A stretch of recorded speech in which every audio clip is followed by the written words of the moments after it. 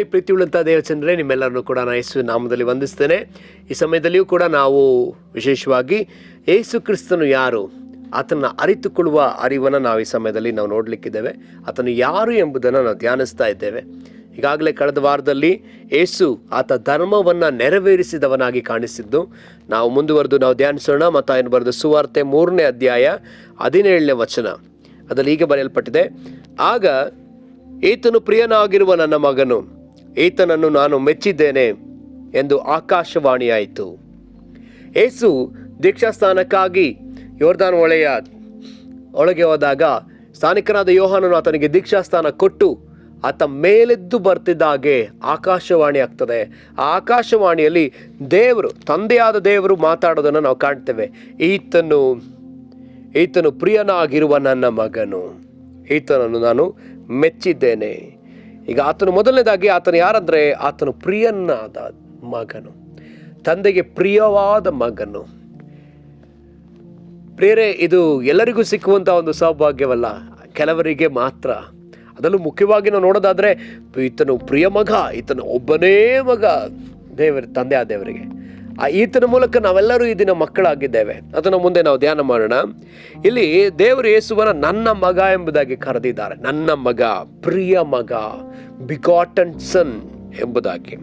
So ಇದ್ರ ಕುರಿತಾಗಿ ಹಳೆ ಒಡಂಬಡಿಕೆಯ ಪ್ರವಾದನೆಗಳಲ್ಲಿ ನಾವು ನೋಡಬಹುದು. ಯೆಶಾಯ 9ನೇ ಅಧ್ಯಾಯ 6ನೇ ವಚನ ಹೀಗೆ ಹೇಳ್ತದೆ: ಒಂದು ಮಗು ನಮಗಾಗಿ ಹುಟ್ಟಿದೆ ಅಷ್ಟೇ, ವರದ ಮಗನು ನಮಗೆ ದೊರೆತನು, ಆಡಳಿತವು ಅವನ ಬಾಹುವಿನ ಮೇಲಿರುವುದು. ಅದ್ಭುತ ಸ್ವರೂಪನು, ಆಲೋಚನಾ ಕರ್ತನು, ಪರಾಕ್ರಮಿಯಾದ ದೇವರು, ನಿತ್ಯನಾದ ತಂದೆ, ಸಮಾಧಾನದ ಪ್ರಭು ಎಂಬುವು ಅವನ ಹೆಸರು ಎಂಬುದಾಗಿ. ಒಂದು ಮಗನು, ವರದ ಮಗನು ಎಂಬುದಾಗಿ ಇಲ್ಲಿ ನಾವು ನೋಡ್ತೇವೆ. ತಂದೆಗೆ ಆತನು ಒಬ್ಬನೇ ಮಗನಾಗಿ ಕಾಣಿಸಲ್ಪಡ್ತಾನೆ. ಲೂಕ 1ನೇ ಅಧ್ಯಾಯ 32ನೇ ವಚನದಲ್ಲಿ ಕೂಡ ನಾವು ನೋಡ್ತೇವೆ, ಆತನು ಮಹಾಪುರುಷನಾಗಿ ಪರಾತ್ಪರನ ಕುಮಾರನೆನಿಸಿಕೊಳ್ಳುವನು. ಇದಲ್ಲದೆ ದೇವರಾಗಿರುವ ಕರ್ತನು ಆತನ ಮೂಲ ಪಿತನಾದ ದಾವೀದನ ಸಿಂಹಾಸನವನ್ನು ಆತನಿಗೆ ಕೊಡುವನು. ಇಲ್ಲಿ ಪರಾತ್ಪರನ ಕುಮಾರನೆನಿಸಿಕೊಳ್ಳುವನು ಎಂಬುದಾಗಿ ವಾಕ್ಯ ಹೇಳ್ತದೆ. ಹಾಗಿದ್ರೆ ಈತ ದೇವರಿಗೆ ಒಬ್ಬನೇ ಮಗ ಎಂಬುದನ್ನು ನಾವು ಇಲ್ಲಿ ನೋಡಲಿಕ್ಕೆ ಸಾಧ್ಯ. ಇದರ ಅರ್ಥ ನಾವು ನೋಡೋದಾದರೆ ಈತ ಪೂರ್ತಿ ಪರಿಪೂರ್ಣವಾಗಿ ದೇವರ ಸ್ವಭಾವವುಳ್ಳವನಾಗಿದ್ದ, ದೇವರಂಥವನೇ ಎಂಬುದನ್ನು ಸೂಚಿಸುವುದಕ್ಕೋಸ್ಕರ ನನ್ನ ಮಗನು ಎಂಬುದಾಗಿ ಹೇಳ್ತಾರೆ. ತಂದೆಯ ದೇವರು ಯೇಸು ಸ್ವಾಮಿ, ಪವಿತ್ರಾತ್ಮರು ಮೂವರೂ ಕೂಡ ಸಮಾನವುಳ್ಳವರು, ಯಾವುದೇ ರೀತಿಯಾದ ವ್ಯತ್ಯಾಸ ಇಲ್ಲ. ತಂದೆಯ ದೇವರು ಸ್ವಲ್ಪ ಮೇಲವರು, ಯೇಸು ಸ್ವಲ್ಪ ಕಡಿಮೆ, ಪವಿತ್ರಾತ್ಮ ಇನ್ನೂ ಸ್ವಲ್ಪ ಕಡಿಮೆ, ಆ ಥರ ಇಲ್ಲ. ಮೂವರೂ ಕೂಡ ಸರ್ವಶಕ್ತನಾದ ದೇವರೇ. ಇವರು ತ್ರೈಏಕ, ಮೂವರಲ್ಲಿ ಒಬ್ಬರಾಗಿದ್ದಾರೆ. ಯಾವುದೇ ರೀತಿಯಾದ ವ್ಯತ್ಯಾಸ ಇವರಲ್ಲಿ ಇಲ್ಲ.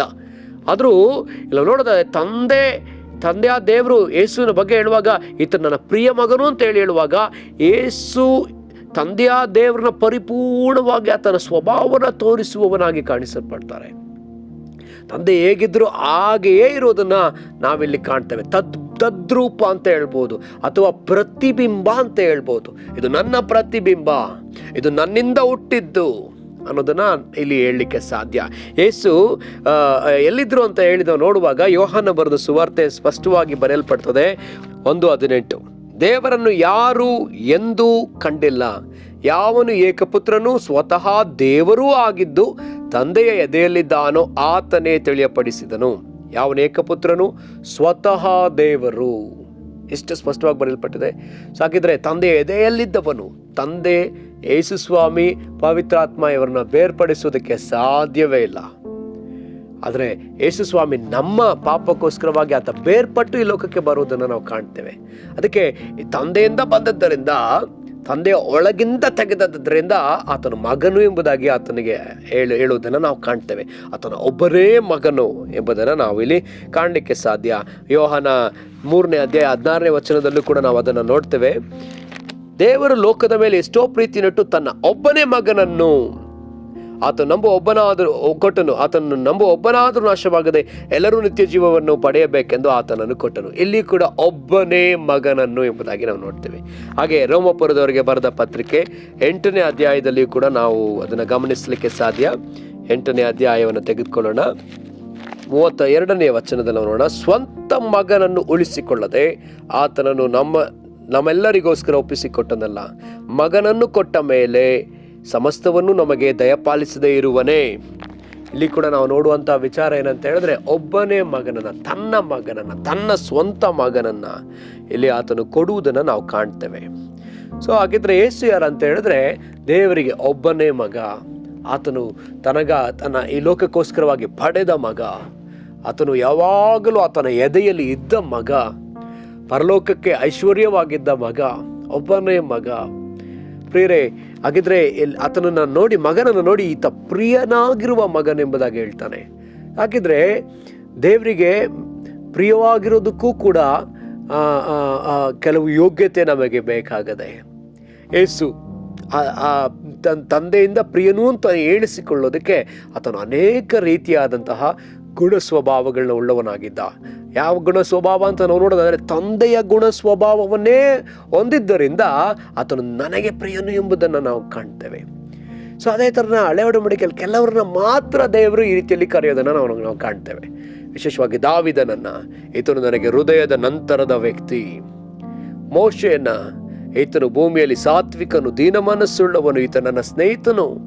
ಅಬ್ರಾಹ್ಮನನ, ಈತ ನನ್ನ ಸ್ನೇಹಿತ ಎಂಬುದಾಗಿ ಆತ ಕರೆದ್ರು. ದಾನಿಯೇಲನ, ಈತ ನನ್ನ ಪ್ರಿಯವಾದ ಸ್ನೇಹಿಕ, ನನ್ನ ಪ್ರಿಯ ಸೇವಕ ಅಥವಾ ಪ್ರಿಯದಾಸ, ಪ್ರಿಯನು ಎಂಬುದಾಗಿ ಹೇಳೋದನ್ನು ನಾವು ಕಾಣ್ತೇವೆ. ಪ್ರಿಯರೇ, ಈ ಲೋಕದಲ್ಲಿ ಅನೇಕ ಮಕ್ಕಳು ದೇವರಿಗಿದ್ದರೂ ಸಹ, ಅನೇಕ ಮಕ್ಕಳಲ್ಲಿ ಎಲ್ಲರನ್ನೂ ದೇವರು ಪ್ರೀತಿಸಿದ್ರು ಕೂಡ ಕೆಲವರನ್ನೇ ಇಷ್ಟಪಡ್ತಾರೆ. ಕೆಲವರ ಮೇಲೆ ಅವರ ಆಸಕ್ತಿ ಹೆಚ್ಚಾಗಿದೆ. ಯಾರ ಮೇಲೆ ಅಂದರೆ, ಯಾರಾತನಿಗೆ ಪ್ರಿಯವಾಗಿ ನಡ್ಕೊಳ್ತಾರೋ, ಯಾರಾತನಿಗೆ ಸಂತೋಷ ತರುವ ರೀತಿಯಲ್ಲಿ ನಡ್ಕೊಳ್ತಾರೋ, ಆತನಿಗೆ ಮೆಚ್ಚುಗೆಯಾಗಿ ಪ್ರಿಯವಾಗಿ ಕಾಣಿಸ್ಕೊಳ್ತಾರೋ ಕೆಲವರೇ. ಸಾಗಿರೋದ್ರಿಂದ ನನ್ನ ಯೇಸು ಯಾರು ಅಂತ ಹೇಳಿದ್ರೆ ಆತ ಪ್ರಿಯವಾದ ಮಗನು. ಹಾಗೆಯೇ ನಾವು ಕೂಡ ದೇವರಿಗೆ ಪ್ರಿಯವಾದವರಾಗಿ ಮಾರ್ಪಡಬೇಕಾಗಿದೆ, ಆತನಿಗೆ ಇಷ್ಟವಾದವರಾಗಿ. ಈಗ ಉದಾಹರಣೆಗೆ ನೋಡೋದಾದರೆ, ನಮ್ಮ ಜೀವನದಲ್ಲೇ ನಮಗೆಷ್ಟು ಜನ ತುಂಬ ಮೆಚ್ಚುಗೆ ಆದವರು, ತುಂಬ ಹತ್ತಿರದಲ್ಲಿರೋರು, ಯಾರನ್ನ ನಾವು ತುಂಬ ಇಷ್ಟಪಡ್ತೀವಿ? ಕೆಲವರನ್ನೇ. ಎಲ್ಲರೂ ನಾವು ಇಷ್ಟಪಡ್ತೀವ? ಎಲ್ಲರೂ ನಮಗೆ ಪ್ರಿಯವಾಗಿದ್ದಾರಾ ಅಂತ ಕೇಳಿದ್ರೆ ಎಲ್ಲರೂ ಇಲ್ಲ. ಕೆಲವರೇ ನಮಗೆ ತುಂಬ ಡಿಯರ್ಸ್ ಅಂತ ಹೇಳ್ತಾರೆ, ಅಥವಾ ಪ್ರಿಯವಾದವರು. ಹಾಗೆಯೇ ದೇವರಿಗೆ ನಾವು ಪ್ರಿಯವಾಗಿದ್ದೇವೋ? ದೇವರು ಮಕ್ಕಳಾಗಿದ್ದೀವಿ, ಇಲ್ಲ ಅಂತ ಇಲ್ಲ, ಅದರಲ್ಲಿ ಯಾವುದೇ ರೀತಿಯಾದ ಪ್ರಶ್ನೆ ಇಲ್ಲ. ಆದರೆ ಪ್ರಿಯವಾಗಿದ್ದೇವೋ? ಇಲ್ಲಿ ಯೇಸು ಆತನು ತಂದೆಗೆ ಪ್ರಿಯ ಮಗನಾಗಿದ್ದಾನೆ. ಬೇರೆ ಅದೇ ರೀತಿಯಲ್ಲಿ ನಾವು ತಂದೆಗೆ ಪ್ರಿಯ ಮಕ್ಕಳಾಗಿ ಕಾಣಿಸಲ್ಪಡಬೇಕು. ಆಗ ನಾವು ಉಜ್ಜೀವನವನ್ನು ಕಾಣಲಿಕ್ಕೆ ಸಾಧ್ಯ. ನಮ್ಮ ಜೀವಿತದಲ್ಲಿ ನಾವು ಉಜ್ಜೀವನ ಕಾಣಬೇಕಾದ್ರೆ ಯೇಸುವಿನಂತೆಯೇ ನಾವು ಪ್ರಿಯರಾಗಬೇಕಾಗಿದೆ. ಯೇಸುವಿನಂತೆಯೇ ಆತನಿಗೆ ಪ್ರಿಯವುಳ್ಳ ಮಕ್ಕಳಾಗಿ ನಾವು ಮಾರ್ಪಡಬೇಕಾಗಿದೆ. ಆತನ ನಮ್ಮನ್ನು ಇನ್ನೂ ಅಧಿಕವಾಗಿ ನೋಡ್ರಿ, ಯೇಸು ಸ್ವಾಮಿ ತಂದೆಯ ದೇವರಿಗೆ ತುಂಬ ಪ್ರಿಯವಾದದ್ರಿಂದ ಯೇಸು ಸ್ವಾಮಿಯನ್ನ ಆಕಾಶದಿಂದ ಮಾತಾಡಿಸ್ತಾ ಇದ್ದಾರೆ. ನಮ್ಗೆ ಯಾರಿಗಾದ್ರೂ ತುಂಬ ಪ್ರಿಯವಾದವರಾದ್ರೆ ಏನು ಮಾಡ್ತೀವಿ? ಆವಾಗ ಫೋನ್ ಕಾಲ್ ಮಾಡಿ ಮಾತಾಡ್ತಾನೆ ಇರ್ತೀವಿ. ನೀವು ತಂದೆಯ ದೇವರಿಗೆ ಪ್ರಿಯವಾಗಿರೋದಾದರೆ ತಂದೆಯ ದೇವರು ನಿಮಗೊಂದು ಫೋನ್ ಕಾಲ್ ಮಾಡ್ತಾರೆ, ಇಲ್ಲಿ ಆಕಾಶ ಮಂಡಲದಲ್ಲಿಂದ ನಿಮ್ಮ ಜೊತೆ ಮಾತಾಡ್ತಾರೆ. ಎವ್ರಿ ಡೇ ಅವ್ರು ನಿಮ್ಮ ಜೊತೆ ಮಾತಾಡದೆ ಇರೋದೇ ಇಲ್ಲ. ನಾವು ಯಾವ ರೀತಿ ನಮಗೆ ತುಂಬ ಇಷ್ಟವಾದವ್ರ ಜೊತೆ ಮಾತಾಡ್ತಾನೆ ಇರ್ತೀವೋ ಹಾಗೆ ಯೇಸು ಕೂಡ ತಂದೆಗೆ ತುಂಬ ಇಷ್ಟವಾದ್ದರಿಂದ ಪ್ರತಿದಿನ ತಂದೆಯಾದ ದೇವ್ರ ಜೊತೆ ಮಾತಾಡ್ತಿದ್ದಾರೆ. ತಂದೆಗೆ ತುಂಬ ಇಷ್ಟ ಆಯಿತು ಯೇಸು ಸ್ವಾಮಿ. ಇವತ್ತು ನನ್ನನ್ನು ನಿಮ್ಮನ್ನು ನೋಡುವ ತಂದೆ ಅದೇ ರೀತಿಯಲ್ಲಿ ಇಷ್ಟಪಡ್ತಾನೋ, ನಮ್ಮನ್ನು ಪ್ರಿಯರು ಎಂಬುದಾಗಿ ಆತನು ಕರೀತಾನೋ. ಪ್ರಿಯರೇ, ಹಾಗಿದ್ರೆ ನಾವು ಅದಕ್ಕೆ ತಕ್ಕಂತೆ ಆ ದಿಕ್ಕಿನ ಕಡೆಗೆ ನಾವು ಓಡಬೇಕಾಗಿದೆ. ದೇವರ ಹೊಗಳಿಕೆ ತುಂಬ ಮುಖ್ಯ. ದೇವರು ನಮಗೆ ಪ್ರಿಯರು ಅಂತ ಹೇಳೋದು ಮುಖ್ಯ.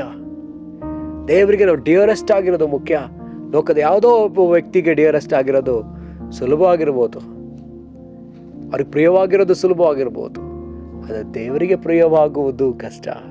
ಸೊ ಶಾಶ್ವತವಾಗಿ ಉಳಿಯೋದು ದೇವರಿಗೆ ಪ್ರಿಯವಾಗಿರುವಾಗಲೇ ನಾವು ಶಾಶ್ವತವಾಗಿ ಆ ಒಂದು ಆಶೀರ್ವಾದನ ಹೊಂದ್ಕೊಳ್ಳಿಕ್ಕೆ ಸಾಧ್ಯ.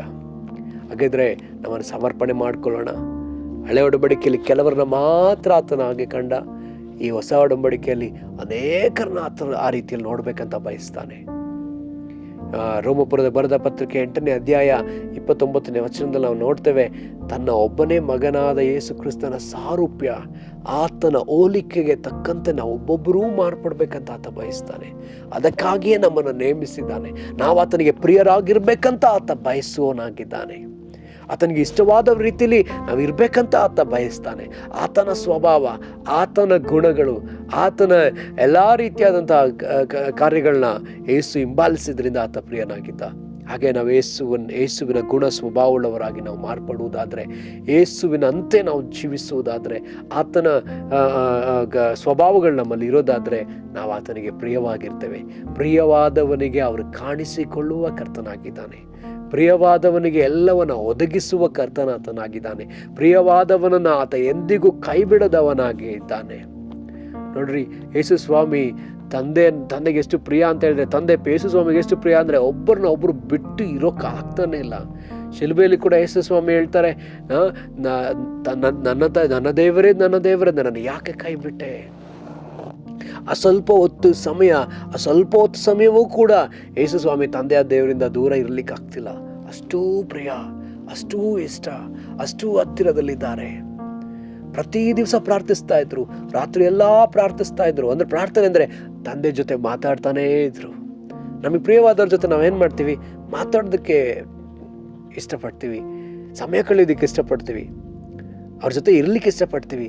ಹಾಗೆ ಯೇಸು ಸ್ವಾಮಿ ಯಾವಾಗಲೂ ಇಷ್ಟಪಡ್ತಾ ಇದ್ರು ತಂದೆ ಜೊತೆ ಇರೋದಕ್ಕೆ, ತಂದೆ ಜೊತೆ ಮಾತಾಡೋದಕ್ಕೆ, ತಂದೆನ ಸಂತೋಷಪಡಿಸೋದಕ್ಕೆ ಯೇಸು ಯಾವಾಗಲೂ ಇಷ್ಟವಾಗಿರ್ತಿದ್ರು. ಹಾಗೆ ಪ್ರಿಯರೇ, ನಾವುಗಳು ಕೂಡ ತಂದೆಗೆ ಪ್ರಿಯವಾದ ಮಕ್ಕಳಾಗಿದ್ದೇವೋ ಅಥವಾ ಪ್ರಿಯವಲ್ಲದ ಮಕ್ಕಳಾಗಿ ನಾವಿದ್ದೇವೋ ನಮ್ಮನ್ನು ಪರೀಕ್ಷಿಸಿಕೊಳ್ಳಬೇಕಾದ ಸಮಯ. ನಾವು ಉಜ್ಜೀವನಕ್ಕೆ ಹತ್ತಿರದಲ್ಲಿದ್ದೇವೆ. ಉಜ್ಜೀವನವನ್ನು ನಾವು ಹೊಂದುವುದಾದರೆ ಮಾತ್ರ ದೇಶ ಉಜ್ಜೀವನವನ್ನು ಕಾಣಲಿಕ್ಕೆ ಸಾಧ್ಯ. ಮೊದಲು ನಾವು ಯೇಸುವನ್ನು ಯಾವಾಗ ನಾವು ಸಂಪೂರ್ಣವಾಗಿ ಅರಿತುಕೊಳ್ತೇವೋ, ಯೇಸು ಯಾರು ಎಂಬುದನ್ನು ಅರಿತುಕೊಳ್ತೇವೋ, ಆಗ ಮಾತ್ರ ನಾವು ಯೇಸುವಿನಂತೆ ಮಾರ್ಪಡಲಿಕ್ಕೆ ಸಾಧ್ಯ. ನಾವು ಯೇಸುವನ್ನು ಈ ರೀತಿ ನೋಡೋಣ. ಆತನು ಪ್ರಿಯನಾದ ಮಗನು, ದೇವರಿಗೆ ಪ್ರಿಯವಾದ ಮಗನು, ಆತನು ಅತಿ ಪ್ರಿಯವಾದ ಮಗನು, ಒಬ್ಬನೇ ಮಗನು. ತಂದೆಗೆ ಒಬ್ಬನೇ ಮಗನು ಇರುವುದು ಸಾಕಾಗಿಲ್ಲ, ಆತನು ನಮ್ಮೆಲ್ಲರನ್ನ ಮಗನಾಗಿ ಸ್ವೀಕರಿಸಲಿಕ್ಕೆ ಇಷ್ಟಪಡ್ತಿದ್ದಾನೆ. ಅದಕ್ಕಾಗಿ ತನ್ನ ಒಬ್ಬನೇ ಮಗನನ್ನು ಬಲಿ ಕೊಟ್ಟ. ನಾವೊಬ್ಬೊಬ್ಬರೂ ಆತನಿಗೆ ಪ್ರಿಯವಾಗಿರ್ಬೇಕಂತೆ, ಆತನಿಗೆ ಇಷ್ಟವಾದ ರೀತಿಯಲ್ಲಿ ನಡ್ಕೊಳ್ಬೇಕಂತೆ. ಅದು ಆತನಿಗೆ ತುಂಬ ಸಂತೋಷವನ್ನು ತರ್ತದಲ್ಲ ಪ್ರಿಯರೇ. ಅದಕ್ಕೋಸ್ಕರ ನಮ್ಮನ್ನು ಸಮರ್ಪಣೆ ಮಾಡ್ಕೊಳ್ಳೋಣ. ನಾವು ಅದಕ್ಕಾಗಿ ನಮ್ಮನ್ನು ಸಿದ್ಧಪಡಿಸ್ಕೊಳ್ಳೋಣ. ನಮಗಾಗಿ ಯೇಸು ಕ್ರಿಸ್ತನ ವಾಕ್ಯಗಳದೆ, ನಮಗಾಗಿ ಯೇಸು ಸ್ವಾಮಿ ಗುಣ ಸ್ವಭಾವಗಳೆಲ್ಲ ಬರೆಯಲ್ಪಟ್ಟದೆ. ಆತನ ಗುಣ ಸ್ವಭಾವಗಳನ್ನ ನಾವು ಧರಿಸಿಕೊಳ್ಳೋಣ. ಆತನ ಗುಣ ಸ್ವಭಾವ ನೋಡುವಾಗ ಆತನಿಗೆ ಎಷ್ಟು ಸಂತೋಷ. ನನಗೆ ಒಬ್ಬ ಮಗ ಇದ್ದಾನೆ, ಆತನ ಹೆಸರು ಉಜ್ಜೀವನ್. ಆತ ನಂತರ ಮಾಡುವಾಗ ನನಗೆ ತುಂಬ ಖುಷಿ ಆಗ್ತದೆ. ನಾನು ಇರೋ ರೀತಿಯಲ್ಲಿ ಆತನು ಮಾಡುವಾಗ ನನಗೆ ತುಂಬ ಖುಷಿ ಆಗ್ತದೆ. ನಾನು ಮಾಡೋಕೆ ಕೆಲವು ಒಳ್ಳೆ ಕಾರ್ಯಗಳು, ನನ್ನ ಗುಣ ಸ್ವಭಾವಗಳು ಆತನಲ್ಲಿ ನೋಡುವಾಗ ನನಗೆ ಎಷ್ಟು ಸಂತೋಷ. ಹಾಗೆ ಪ್ರಿಯರೇ, ತಂದೆಗೂ ಸಂತೋಷ. ಆತನು ಕನಿಕರ ಉಳ್ಳವನಾಗಿರುವಂತೆ, ಆತನು ದಯೆ ಉಳ್ಳವನಾಗಿರುವಂತೆ, ಆತನು ಪ್ರೀತಿ ಉಳ್ಳವನಾಗಿರುವಂತೆ, ಆತನು ದೀರ್ಘಶಾಂತನಾಗಿರುವಂತೆ, ಆತನು ನಂಬಿಗಸ್ತನಾಗಿರುವಂತೆ, ಆತನು ಯಾವ ರೀತಿಯಲ್ಲಿ ಪಾಪವನ್ನು ದ್ವೇಷಿಸ್ತಾನೋ ಅದೇ ರೀತಿಯಲ್ಲಿ ನಾವು ಇರುವಾಗ ಆತನಿಗೆ ನಾವು ಪ್ರಿಯವಾಗಿರ್ತೇವೆ. ಹಳೆ ಒಡಂಬಡಿಕೆಯಲ್ಲಿ ಒಬ್ಬ ವ್ಯಕ್ತಿ ದೇವರ ಆ ಒಂದು ಗೌರವವನ್ನು ಕಾಪಾಡುವುದಕ್ಕೋಸ್ಕರವಾಗಿ ಆತ ಕತ್ತಿನ ತೆಗೆದುಕೊಂಡು ಪಾಪ ಮಾಡಿದ್ದವನ್ನ ಹೋಗಿ ಕೊಲ್ತಾನೆ. ಕೊಂದಂತ ಆ ಪರಿಸ್ಥಿತಿನ ನೋಡಿ ದೇವರು ಸಂತೋಷ ಪಡ್ತಾರೆ. ನನ್ನ ಗೌರವವನ್ನು ಕಾಪಾಡೋದಕ್ಕೋಸ್ಕರ ನೀನು ಈ ಕಾರ್ಯ ಮಾಡಿದಲ್ಲ ಎಂಬುದಾಗಿ ಆತನನ್ನು ತುಂಬ ಮೆಚ್ತಾರೆ, ಆತನಿಗೆ ತುಂಬ ಇಷ್ಟ ಆಗ್ತಾರೆ. ಸಾಕಿದ್ರೆ ನಾನು ದೇವರಿಗೆ ಇಷ್ಟವಾಗಿದ್ದೇನೋ. ನಿಮಗೆ 10 ಮಕ್ಕಳಿದ್ರೆ 10 ಮಕ್ಕಳು ನಮ್ಗೆ ಇಷ್ಟವಾಗಿರೋದಿಲ್ಲ. ತಂದೆ ತಾಯಿಗಳಿಗೆ 10 ಮಕ್ಕಳು ಇಷ್ಟ ಇಲ್ಲ, ಯಾರೋ ಒಬ್ಬರು ಇಷ್ಟವಾಗಿರ್ತಾರೆ. ಕಾರಣ ಅವಳೇನೋ ಒಂದು ವಿಶೇಷವಾದ ಗುಣ, ಯಾವುದೋ ಒಂದು ವಿಶೇಷವಾದ ಸ್ವಭಾವ. ಆತನು ಆ ತಂದೆ ತಾಯಿಗಳ ಮಾತನ್ನು ಕೇಳೋದ್ರಿಂದ ಆ ತಂದೆ ತಾಯಿಗಳಿಗೆ ಆತ ಸಹಾಯಕವಾಗಿರೋದನ್ನ ಅವರು ನೋಡುವಾಗ ತುಂಬ ಇಷ್ಟ ಆಗ್ಬಿಡ್ತಾನೆ. ಪ್ರಿಯರೇ, ಅದೇ ರೀತಿಯಲ್ಲಿ ನಾವು ಇಷ್ಟವಾಗಿದ್ದೇವೋ, ನಾವು ಆತನಿಗೆ ಇಷ್ಟವಾದವರ ಕಾಣಿಸಲ್ಪಡುವಾಗ ಆತನಿಗೆ ತುಂಬ ಸಂತೋಷ. ಯೋಸೇಫ ಯಾಕೋಬನಿಗೆ ತುಂಬ ಇಷ್ಟವಾದ ಮಗ. ಬೆನ್ಯಾಮೀನ್ ಯಾಕೋಬನಿಗೆ ತುಂಬ ಇಷ್ಟವಾದ ಮಗ. ಯೋಸೇಫ ಇಷ್ಟವಾದ ಮಗ. ಹಾಗೆಯೇ ಯೇಸು ಸ್ವಾಮಿ ತಂದೆಯಾದವರಿಗೆ ಇಷ್ಟವಾದ ಮಗ. ಯೋಸೇಫ ಇಲ್ಲದೆ ಇದ್ದುದರಿಂದ ಯೋಸೇಫನ ಸ್ಥಾನದಲ್ಲಿ ಬೆನ್ಯಾಮೀನನ್ನ ಇಷ್ಟವಾದ ಮಗನಾಗಿ, ತುಂಬ ಪ್ರಿಯವಾದ ಮಗನಾಗಿ ಆತ ತುಂಬ ಕಾಪಾಡಿ ಬೆಳೆಸ್ತಾ ಇದ್ದಾಗೆ ಇವತ್ತು ನಿನ್ನನ್ನು ಆತನು ಪ್ರಿಯವಾದ ಮಗನಂತೆ ನೋಡಬೇಕಂತ ಬಯಸ್ತಾನೆ. ನಮ್ಮನ್ನು ಸಮರ್ಪಿಸಿಕೊಟ್ಟು ಪ್ರಾರ್ಥನೆ ಮಾಡೋಣ. ಕರ್ತನೆ, ನಿನಗೆ ಸ್ತೋತ್ರ. ಯೇಸು ಕ್ರಿಸ್ತನನ್ನು ಕರ್ತನೆ ಆಕಾಶದ ಮಧ್ಯದಲ್ಲಿ ನೀನು ಇದ್ದುಕೊಂಡು ಕರ್ತನೆ, ನನ್ನ ಪ್ರಿಯ ಮಗನು, ನನ್ನೊಬ್ಬನೇ ಮಗನು ಎಂಬುದಾಗಿ ಹೇಳಿದ ಕರ್ತನೆ. ಸ್ವಾಮಿ, ಈಗ ಕರ್ತನೆ, ನಾವು ನಿನ್ನ ಮುಂದೆ ನಿಂತಿದ್ದೇವೆ ಸ್ವಾಮಿ. ನಾವು ನಿನಗೆ ಪ್ರಿಯವಾಗಿದ್ದೇವೋ ಕರ್ತನೆ? ನಾವು ನಿನಗೆ ಪ್ರಿಯವಾದ ಮಕ್ಕಳಾಗಿದ್ದೇವೋ ಅಥವಾ ಅಪ್ರಿಯರು? ನಮಗೆ ಗೊತ್ತಿಲ್ಲಪ್ಪ.